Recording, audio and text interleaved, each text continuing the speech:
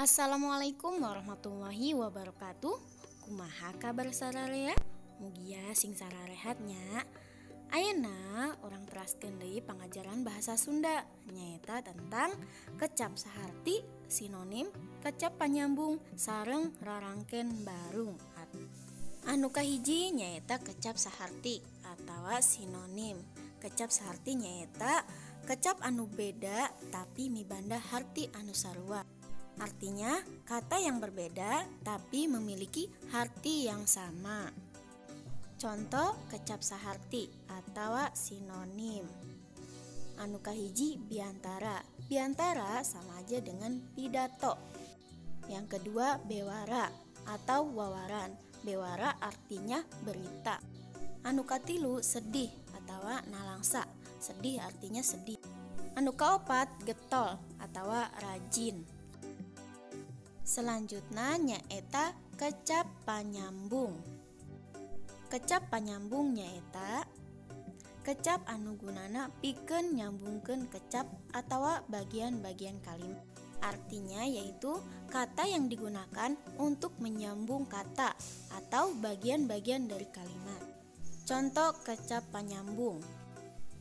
Anu kahiji nyaeta jeung sarta.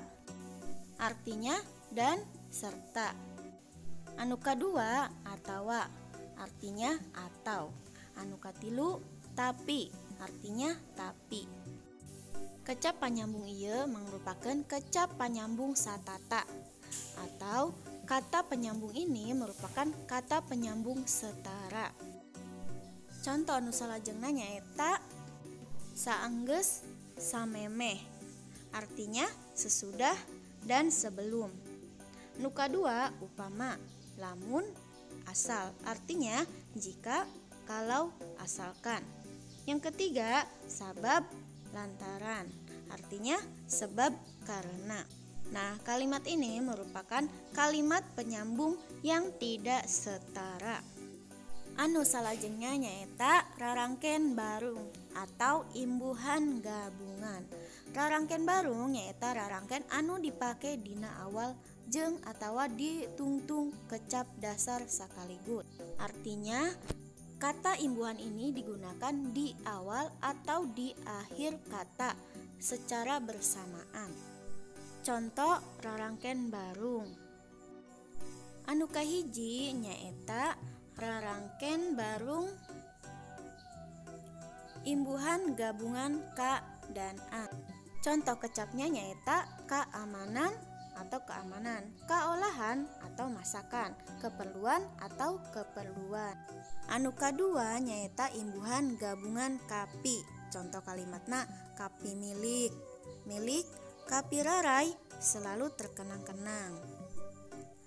Anu salajengna nyaeta imbuhan gabungan paan. Contoh paguyuban atau perkumpulan, pamandian atau kolam renang, pausahaan atau parusahaan. Imbuhan anu salajengna nyaeta imbuhan gabungan pang jeung na. Contoh panggeulisna artinya tercantik, panggaulna artinya paling sombong, pang pinterna artinya paling pinter.